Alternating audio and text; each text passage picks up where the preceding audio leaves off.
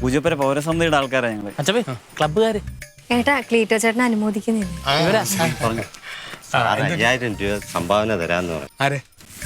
ക്ലീറ്റോ sir പൊന്നാടയും ട്രോഫിയും മേടിക്കാനുള്ളത് പൈസയും തരാന്ന് പറഞ്ഞു. ഞാൻ സാറിന് ഫോൺ വിളിച്ചിട്ട് എടുക്കുന്നത്. ഞങ്ങള് നോട്ടീസിൽ സാറിന്റെ പേരും വെച്ചുപോയി. അതുകൊണ്ട് നമുക്ക് വേറെ മാറ്റാൻ പറ്റുന്നില്ല. പിന്നെ ആദരിക്കാൻ വേറെ 2-3 പേര് ഉണ്ടായിരുന്നു. അപ്പോൾ ക്ലീറ്റോ സാർ ഇങ്ങോട്ട് വന്ന് പറഞ്ഞതുകൊണ്ടാണ് ക്ലീറ്റോ സാറിനെ തന്നെ വെച്ചത്. എന്താ മനസ്സിലായില്ല? ആദരിക്കുന്നത് നിങ്ങളല്ലേ, അപ്പൊ നിങ്ങളല്ലേ ചെയ്യുന്നത്? സാറ് വന്ന് ഇങ്ങോട്ട് പറഞ്ഞതാ. ഞാൻ ചോദിക്കട്ടെ, നിങ്ങളെ ക്ലീറ്റോ ഇപ്പൊ അങ്ങോട്ട് കണ്ടോ? ക്ലീറ്റോ നിങ്ങളൊന്ന് കണ്ടോ? ക്ലീറ്റോ സാർ ഇങ്ങോട്ട് വന്ന് കണ്ടിട്ട് ക്ലീറ്റോ സാർ എന്നെ പൊന്നാട ഇതെല്ലാം വാങ്ങിച്ചു തരാം, മന്ത്രിയുടെ ഫ്രണ്ടിൽ വെച്ച് ക്ലീറ്റോ സാറിനെ ഇടണമെന്ന് ക്ലീറ്റോ സാർ നിർബന്ധിച്ചതുകൊണ്ടാണ് നമ്മളിങ്ങനെ പെട്ടുപോയത്. ഇപ്പൊ വിളിച്ചിട്ട് ഫോണും എടുക്കുന്നില്ല. നമ്മൾ എന്ത് ചെയ്യും സാർ? ഇന്ന് ഞങ്ങൾ ഉൾക്കാണ്ടം വെച്ചിരിക്കുക.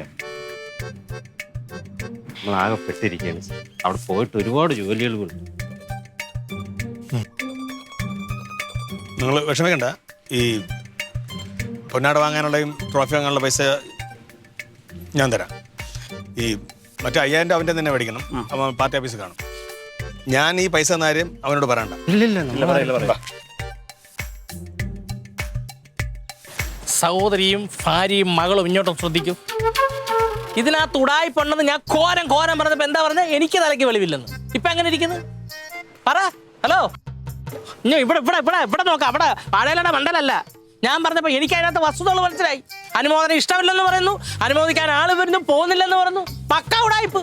നാണക്കേടല്ലേ അങ്ങോട്ട് മേടിച്ചു കൊടുത്തിട്ട് ഇടുവന്ന. ചേച്ചി ഇതിന്റെ അകത്തങ്ങനെ ചാടിച്ചാവാം നമുക്ക്. ഈ ക്ലീറ്റോ ചേട്ടന്റെ ഭാര്യയും പെങ്ങളോട്ടൊക്കെ ഇരിക്കണത് തന്നെ അപമാനമാണ്. ഇലവൊഴിയും ശിശിരത്തിൽ ചെറുകിളികൾ വരവായി മനമുരുകും.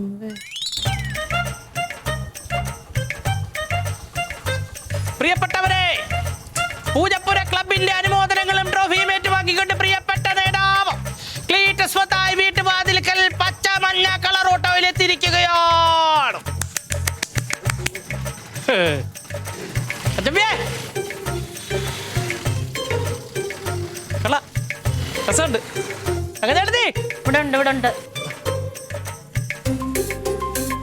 മമന്റെ പന്നാട എന്താ പരിപാടി? മന്ത്രി ശിവൻകുട്ടി സാറാണ് എനിക്കിത് തന്നത്. എനിക്കിത് തന്നപ്പോ പൂജപ്പുര മൈതാനത്ത് കരഘോഷത്തിന്റെ ഒരു ആരവം എന്ന് തന്നെ പറയായിരുന്നു. അയ്യോ ഭയങ്കരമായിരുന്നു. വരണമായിരുന്നു നിങ്ങളൊക്കെ. അടുത്തതിന് വരാം. അതെ. പിന്നെ എനിക്കിതിനൊന്നും താല്പര്യം ഇല്ലാത്തോണ്ടാ.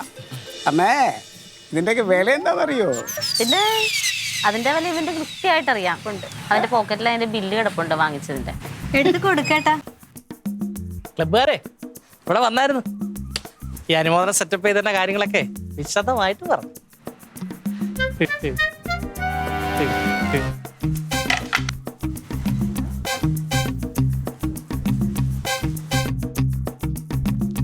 കാശ് കൊടുത്ത് മേടിച്ചത് അളിയ. ഒരാളത്തിന് ഉപഹാരം വരുന്നത് എങ്ങനെ അറിയാം? ഒരാളുടെ കഠിനാധ്വാനത്തിന്റെയും കഷ്ടപ്പാടിന്റെയും ഫലമാണ്. അർഹതയുള്ളവനെ തേടി വരും അംഗീകാരം. അല്ലാതെ നമ്മുടെ മേലധികാരികൾ വീട്ടിൽ ജോലി ചെയ്തിട്ടോ പട്ടിയെ കുളിപ്പിച്ചിട്ടോ നേടുന്നതല്ല ഉപഹാരങ്ങളും അംഗീകാരങ്ങളൊക്കെ. All the best.